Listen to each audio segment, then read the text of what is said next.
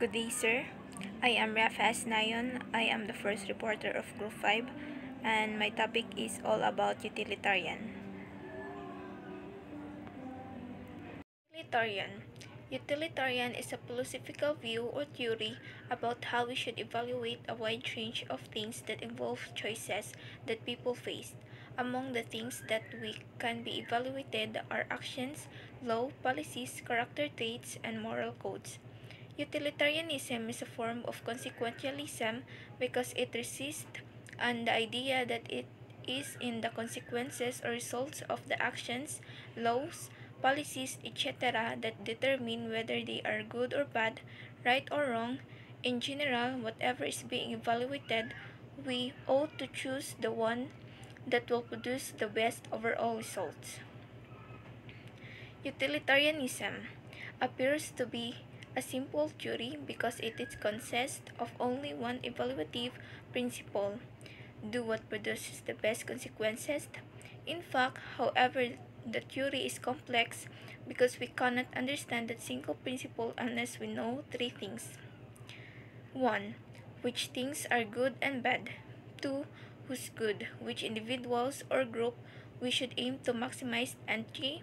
Whether action policies etc. are made right or wrong by their action consequences, the results that our action actually produce, or by their foreseeable consequences, the results that we predict will occur based on the evidence that we have. Utilitarianism is an ethical theory which states the best action is the one that maximizes utility. Utility is defined in various ways, usually in terms of the well-being of sentient entities. Jeremy Bentham, founder of utilitarianism, described utility as the sum of all pleasure that results from an action, minus the suffering of anyone involved in the actions. Utilitarianism is the one of the best known and most influential moral theorists. The most important classical utilitarians are Jeremy Bentham in 1748 to 1832 and John Stuart Mill in 1806 to 1873. Bentham and Mill were both important theorists and social reformers. Their theory has had a major impact both on philosophical work in moral theory and on approaches to economic, political, and social policy. Differential association theory. Differential association theory developed by Edwin Sutherland in the late 1930s and early 1940s seeks to explain why individuals commit deviant acts. The theory posits that criminal behavior is influenced by primary groups and social contexts, emphasizing the role of social context and shaping individuals' behavior. Social influence. Individuals learn deviant behavior through interaction with significant others rather than through mere exposure to deviant individuals. Definition: favorable and unfavorable to the law. The likelihood of delinquency increases when a person is exposed to more definitions that are unfavorable to the legal system compared to favorable ones. Complex mechanism. The relation between social context and criminal behavior is complex. An individual must perceive an opportunity to commit a deviant act for it to occur. Changeability of behavior. Unlike some theories, differential association theory allows for the possibility of change. An individual's inclination to commit crimes can vary over their lifetime based on the social definition they are exposed to. Critics and developments. The theory has faced critics for not adequately considering individuals' factors like age and gender in criminal behavior. Ongoing discussion and developments have aimed to refine the theory by incorporating these aspects. In conclusion, differential association theory highlights the importance of social learnings and environment and understanding criminal behavior, suggesting that individuals can move away from deviance by changing their social influences. Good day everyone, Mitch Damayo, B. Escrimto, Section L. 9. Assumption of the theory. Sutherland, 1939 to 1974 provided the backdrop for how people obtain definitions favorable or unfavorable to violation of the law. While explicating the theory, Sutherland suggested that the following 9 assumptions guide how the theory is able to explain criminal behavior. Number 1. Criminal behavior is learned. Like other behaviors, criminality is acquired through experience. 2. Learning occurs through interaction. Criminal behavior is learned by interacting with others. 3. Communication facilitates learning. All forms of communication, verbal, nonverbal, contribute to learn criminal behavior. 4. Intimate groups teach criminal behavior. Primary groups, family, friends, primarily teach criminal behavior. 5. Merely knowing criminals isn't enough. Association alone doesn't lead to criminality. Learning definition favorable to law violation is required. 6. Criminal behavior is learned through social processes. Imitation, reinforcement, and rationalization contribute to learning. 7. Definitions favorable to law violation come from influential groups. Those with authority or respect teach definitions favorable to law violation. 8. Favorable definition encourage criminal behavior. Learning definition supportive of law violation increases likelihood of engaging in criminal behavior. 9. Unfavorable definitions discourage criminal behavior. Learning definitions opposing law violation decreases likelihood of engaging in criminal behavior. These assumptions provide the foundation for understanding how individuals learn criminal behavior through social interaction and associations. So, good morning everyone. My name is Junard C. Tuando and my report is all about containment theory. The social control theories posit that crime and delinquency occur among members of society because an individual's behavior is not well regulated. Recent control theories have emphasized the importance of high self-control and strong bonds to society in deterring criminal behavior.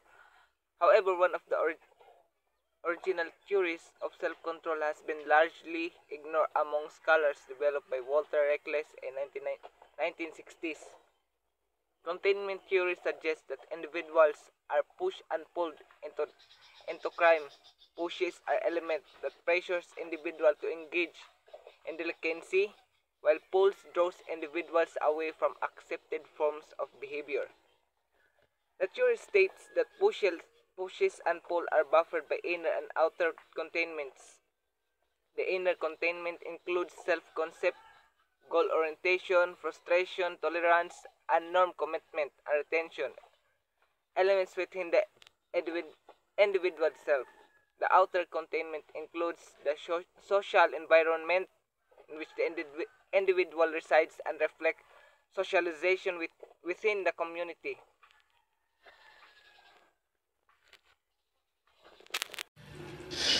Good day everyone, good day sir. I am Jordi Cades and I am the next reporter of Group 5. And my topic is reckless containment theory. Reckless containment theory realized that urban life contains many temptations to commit crime. He suggested that to commit crime, the individual must break through a combination of outer and inner containment. We could probably accept that inner containment is in reference to self-control and outer containment is social control. So, ang reckless containment theory, na-realize nga ang urban life nag-contain siya daghan nga temptation para makakommit og crime. I-suggest ni Reckless nga sa pag-commit og crime sa individual kinahanglan tumaagi sa combination of outer ug inner containment. We could probably accept that ang inner containment mao na siyang reference sa atong self-control ug ang outer containment mao na siyang social control. So ang request nag-consider dyan siya 4 factors na ay self-concept, goal orientation, frustration tolerance, norm retention. Self-concept, where the individual has an image of himself as either the type of person to adhere to the law or to break it. And goal orientation, in reference to a person having a sense of direction in life, a purpose, an inspiration towards a goal, which is realistic and achievable in a legitimate way. Frustration tolerance considers that there must be biophysical desires that urge us towards deviant behavior that are compounded by society frustrating or thwarting our success due to the different opportunities available to us. And last, norm retention.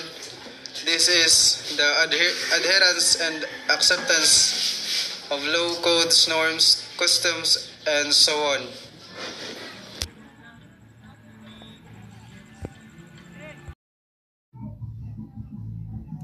What is social bond theory? If you spend much time watching the news or true crime television programs, you probably stop to consider what drives criminals to do things that they do. Perhaps you spend that to consider why they are able to commit an act that you and many others consider incomprehensible. These questions are the foundation of subfield of sociology known as criminology, and they can often be addressed using what is known as social bond theory. Developed by American criminologist Chavez Hirschi in the late 1960s, social bond theory is sometimes referred to as social control theory. It's the belief that socialization and the forming of personal relationships are among the most significant aspects of human development that keep us from committing crimes or other acts of social deviance.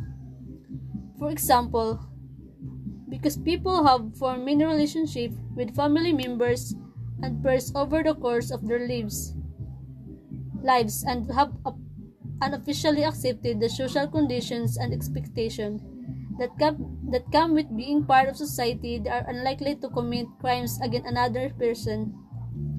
According to social bond theory, this is because people recognize that they are dependent on others from whom they have empathy, and because they have accepted that such an act negative consequences like going to prison. Fundamentally, social bond theory is a framework that criminologists and sociologists use to explain why a person would decide to engage in criminal behavior. In order to address such a complicated and confusing issue, Hirschi has identified 4 major elements that can help social scientists arrive at a conclusion. It's important to keep in mind that rather than stand alone, these 4 elements tend to overlap and influence the others. Attachment. The first and most important element of social bond theory is attachment, which is referred not only to interpersonal relationship but also to social and cultural standard. For example, the earliest and the most influential attachment that a person can form is with their parents or parents who presumably help us from understanding of the world around us. Through this attachment, we learn that to expect from others in our culture and what is expected as of in return. Over time, we come to internalize these culture norms as part of our individual and collective identities, which establish kind of shared understanding of social boundaries that keep us from focusing entirely on ourselves or whatever that we want of any given moment. A person does not form strong attachment to others, however, become to feel like an outsider, and therefore they will be less likely to internalize or recognize the importance of these social boundaries. Good day everyone. Today I'm gonna tackle about social bond theory. Social bond theory, also known as social control theory, is a prominent framework in criminology that seeks to explain why individuals choose to conform to societal norms and laws. and conversely, why some individuals engage in deviant or criminal behavior. And it is developed by American criminologist Travis Hershey in the late 1960s. The theory posits that strong social bonds as a deterrent to criminal motivation. So, social bond theory, also known as social control theory, ay isang kilalang balangkas sa criminology that explains kung bakit pinili ng mga individual sumunod sa mga pambantayan at batas ng lipunan at kabaligtaran, kung bakit ang ilang individual ay nakibahagi sa mga deviant o kriminal na pag-uugali. So, there are 4 elements of social bonds. First is the attachment. Attachments refers to the emotional connection an individual has with others, particularly significant figures like family, friends, and mentors. Strong attachments foster a sense of empathy, responsibility, and a desire to avoid harming those we care about. Second is commitment. This element focuses on investment individuals make on conventional activities and goals. These investments can include education, career aspiration, and social status. The more committed an individual is to these pursuits, the more they have to lose by engaging in deviant behavior. Third is the involvement. Involvement, this element emphasizes the amount of time and energy individuals dedicate to conventional activities.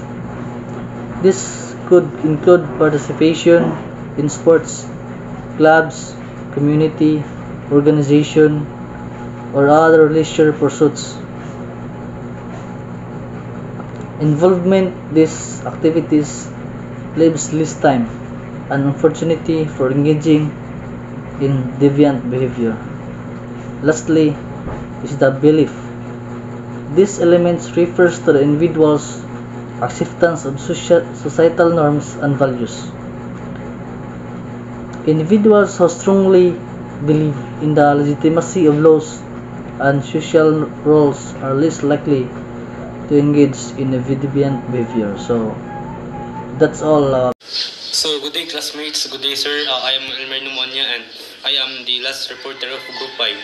So my topic for today is all about the life course. So the life course perspective is a broad approach that can be used in a variety of subject matters such as theory used in psychology, biology, history, and criminology to connect life events with human actions. So originating from Carl Mannheim's in 1929 work, it serves as a foundation for other theories in the field. So ang life course perspective is it is a variety subject matters such as theory used in psychology, biology, history, and criminology to connect life events with human actions. So nag-originate si Carl Mannheim's in 1929 work. It serves as a foundation for other theories in the field. So next is Mannheim's research on the impact of childhood outcomes suggests that these outcomes are passed down to future generations. His focus on the importance of influence expanded the life course approach in social science. He and Thomas contributed to this field. So si Thomas ug si Mannheim is nag-focus sila sa the importance of influence expanded of the life course approach in social science. Then San Laob and Robert Sampson, they are a modern criminologists, applied the life course theory to study human behavior, focusing on the factors occurring childhood, adolescence, and adulthood. So si San Laob and si Robert Sampson kay muna sa mga modern criminologists. So ang ilang po is nag-focus sila sa childhood, adolescence, and adulthood, and how this factor influence criminal behavior. So next is childhood factors such as parental guidance, one-parent households, and adaptation to social bonds contribute to higher risk for criminal activity later in life. Adolescence is influenced by factors like marriage, divorce, and youth involvement. Life course theory attempts to explain why certain individuals are more likely to engage in criminal activities. So this factor force interaction between individuals and create a specific style that could lead to crime. Life course theory works with life course theory works with developmental theories to minimize explanations of criminal occurrence. So my last topic is all about Durkheim's anomaly theory. Crime is necessary. It serves a function in society, although it is not preferable. With the progression and evolution of modernity and impulsive on monetary success, crime is inevitable because perfectly stable, uniform, and able to society is impossible. So as the father of functionalist Emile Durkheim provides of society's explanation of society's ill like crime and deviance account for the humans and repercussion that follows. So when we say anomaly theory, so anomaly theory is a sociological theory that explains how social conditions influence deviant behavior and crime. French sociologist Emile Durkheim is the first introduced the concept of anomaly in the 1890s.